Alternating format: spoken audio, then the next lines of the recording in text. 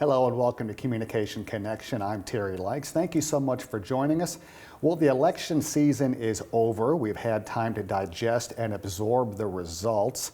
And it's for our guest, it's kind of Christmas and birthday all wrapped into one. Dr. Gil Carter is an assistant professor of political communication in the Department of Communication. So Gil, an exciting time for you to have gone through this cycle once again and to tell us more about that is what we will delve into today here on Communication Connection.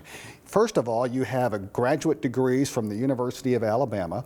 You have most recently worked at the University of Florida. We're glad you kept it all in the SEC by coming to Mississippi State, but tell us a little bit more about your background. Certainly. Well, thank you for the invitation to appear this morning, and it's great to be here. So yes, I have a master's and PhD from the University of Alabama, specializing in rhetoric and political discourse. And so as you mentioned, this really is just the most wonderful time of year, is what I tell people around about November 3rd or so. And so then I went from Alabama to the University of Florida, and I was an assistant instructional professor and the director of debate. And so did a lot of traveling and such in that position. But I'm very happy to be here at Mississippi State. It's a lot closer to where I'm from in Northwest Alabama, so a lot closer to family. It also is a tenure track position, of course, and my role at Florida was not. And so there were a number of great factors about coming here. I was familiar a little bit with this university from consulting I had done with the MBA program over in the College of Business. And so I was familiar with the reputation and everything. And I remember when I was doing that, I was still in PhD school and I started doing that. And I remember thinking, I really feel like one day I could work here. And what do you know, it all happened. Well, we're delighted to have you.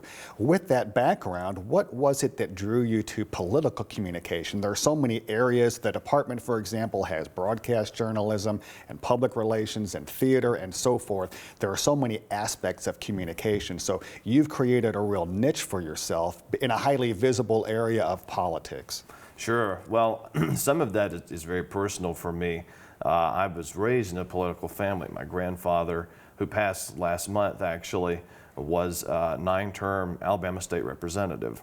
And so kind of growing up hearing the stories and seeing the memorabilia from that, just after when we were actually doing some work recently at his house, I saw something I'd never seen. It was a letter from Governor Wallace on the death of his father expressing sympathy.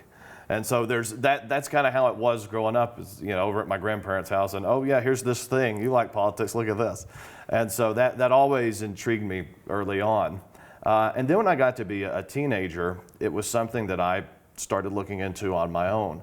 I got really involved with the Alabama Boys State program, and when I went, I was actually elected governor. In Alabama, what that means is you're one of the representatives to Boys Nation in Washington. So we got to go to the White House and meet the president, and it was such a neat thing because it really showed me that this was something not just that I was interested in, but that I could, in a sense, do, and that I was to some degree good at. And so that was a big confidence builder for me. When it came to trying to apply all that in terms of like a degree program, I remember thinking I had a speech and debate background, and so I said, well, I think I'd be interested in doing something in communication. And then when I got into the field more, I'm like, wait a minute, you can do political communication? No way. And honestly, what I tell people about political communication is you can't have politics without communication. There has to be a level at which there's a message going to the public, particularly in democracy, right? There's a message going to the public, the voters. There's a message among the office holders, right? There's a bit of secrecy, right? And who knows which message and what's really going on. And so I just found that political comm was kind of the most interesting thing I think that somebody can study. I know I'm biased in saying that, is political comm. Well, certainly timely that you were able to have a course in the fall of '24 in political communication, but another course that you teach, which has ties to all of this, is one of the more highly popular courses we offer called Elements of Persuasion. And while there are different components of persuasion, certainly it has a lot of ties to political communication. Absolutely, and that's another reason why I tell people that politics is so central to the discipline of communication. Is it's like, what else are people communicating about? Oh, something, sure. You know, there's always going to be people trying to get you to buy something or believe something, but most of the time, what people are communicating about is at least politically adjacent, if not directly politically related. So one thing we look at in elements of persuasion, for instance, is basically every week we have a new theory. You know, there's framing one week, there's the elaboration likelihood model, there's, you know, public address. And so these are all different ways of approaching persuasion. And so what I try to tell the students in that course is some of these theories you're going to like more than others. You're just going to find more naturally interesting to you.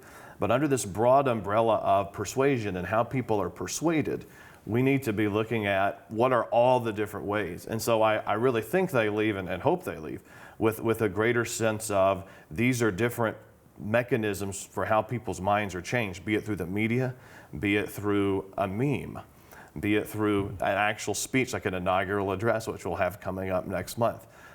So I hope that that's exactly what students can get out of that course. You mentioned speech and debate, and I know that was also part of your responsibilities that you alluded to at the University of Florida. I know you were glad to leave that behind at the University of Florida, but certainly debate is a key component, and it's helpful for you to have an expertise in that area as you teach students here at Mississippi State. Well, it's one of those skill sets that you never regret having.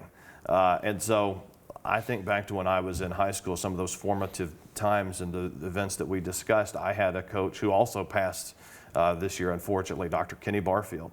And he was a member of the National Speech and Debate Hall of Fame. And so I was getting to be with him in high school. And as a matter of fact, our first tournament for me was at Mississippi State. So that was kind of the whole world coming together. But what I tell people about debate is, and I think it helps teaching persuasion and teaching political comm, because it helps you be able to see lots of sides of an issue. And that doesn't mean you agree with lots of sides of an issue, because I certainly have my personal opinions like everybody does. But I think it helps you put yourself in somebody else's shoe and say, okay, if I don't agree with you, how might you get there, right? What is the way that you get to where you are? And that is, I think, what I try to bring to persuasion and bring to political comm, because I tell the students in both classes, I say, I'm not here to tell you about my political opinions. I'm here to tell you about persuasion or political comm, and what's good persuasion and what's good political comm, or what's bad persuasion or bad political comm. And so I think having a little bit more of that objective lens from debate can really help in teaching classes like that. Much as you're doing here on Communication Connection, you've had the chance in this political cycle to be a guest on many media outlets around the country, and that has to certainly have been fun and also challenging for you. Well, that's something that started when I was at the University of Florida. I actually had a predecessor in my debate position there who was very much involved with getting on a radio show in Miami called the Manny Munoz Show. And it's on iHeartRadio as well and things like that. And so when she stepped back from that, they said, oh, well, would you like to join? And I had never done anything like that before. And so it was a bit nerve-wracking at first, because in my position as debate director, they were having me analyze all those debates that were going on last fall. But the more I did it, the more I really enjoyed it. And I told them when I moved to Mississippi State, I'm like, if you still want me to come on? And they said, absolutely. So I was able to come on a few times on Manny's show this fall. And then also it goes on, WIOD is the station in Miami. And so they will also sometimes include me in like their news breaks. I have like an hourly news break. And that's different, because Manny and I are on for like 10 minutes and like this, a give and take interview. And on the WIOD side, that's more of like they take me talking for 5 minutes and chop it up and stick little clips of it into their news. And so that's a different kind of way of communicating, because you're having to be a little more precise. It's less conversational and more headline centered. So I've got to, in those moments, try to say something that's impactful, so then they can repackage it in a way that's important to them. So I would say I hope that it's made me a better communicator and more precise and concise even in my thoughts. Certainly 2020 and 2024 have been groundbreaking as far as election coverage from a media standpoint. Obviously, the voters have a certain take. It's certainly been a long and drawn-out process. From a historical perspective, what have we learned from these last couple of election cycles? Sure. Well, we do have a little bit of precedent with Grover Cleveland. Grover Cleveland was our 22nd and 24th president of the United States. So he was elected in 1884, deposed in 1888, and then supposedly as he was leaving the White House, looked at the staff and said, "I'll be back." And was indeed back in 1892. So we have had a president before who was kind of Trumpy in a lot of ways. He was very conservative, for instance, Grover Cleveland at that time. And so we have seen this happen before, but it's without memory, right? Most Americans, if you said, who's Grover Cleveland, they would have no idea, right? So that's something, though, as people kind of look to precedent in a time that feels like, you know, this is, and we hear that phrase, everything's completely unprecedented. And in many ways it is, but there is a little bit of precedent in that regard that I think we can learn from. And I think the big takeaway for us as communication people is somebody like Cleveland and today Trump, the way that they have effectively reconstructed themselves communicatively. I mean, you think after January 6th, nobody wanted to be affiliated with Donald Trump. You know, you had Republicans in the U.S. Senate, not all, but some, who voted to remove him, or to ban him, rather, from ever serving in office again. And now he's the president again. So I think that's what we should all be looking at as a populace, wherever you stand. How did, you know, via communication techniques, did Donald Trump effectively reconstruct himself? And this is what's fun about communication is everyone can kind of come to a different answer on that on their own. This speech or this thing or this position, was it the garbage truck, right? Was it the McDonald's drive-thru in Pennsylvania? Was it these court cases over the past couple of years? Was it all of them? And this is why, like I said, why studying communication is so fun sometimes is we don't always know those answers, right? But we sure know the questions. And you get to debate background here. You get to make your case for what you think is important. And so that's what we try to urge the students to do in elements of persuasion and political comm. And with that in mind, in our final moments here on the show, maybe in our last 30 seconds, what do you want the students and the audience to know moving forward, understanding this process? I think a big takeaway is that citizens matter and that participation matters, right? And that both sides, this 2024 election, we're trying to engage citizens, some more effectively than others. We just talked about Trump. Think even about Kamala Harris with the celebrity endorsements, the concerts, and right? They were trying to engage you on some level. Look at what's recently been happening with judicial nominations in the U.S. Senate. You had Republicans kind of skipping them, knowing that they would lose. Well, then you had, via a social media campaign by conservative citizens, saying, get involved. Get back. And so then you had all these Republican senators start showing up again. So the point is, citizens matter. Communication from everyday folks matters, and it does affect the political process. Well, Gil, thank you so much for joining us, giving us your perspectives. It's interesting to know that Grover Cleveland, that it wasn't Schwarzenegger who coined "I'll be back" then. So thank you so much for joining us here on Communication Connection, and we greatly appreciate all of you watching. I'm Terry Likes. We will see you next time.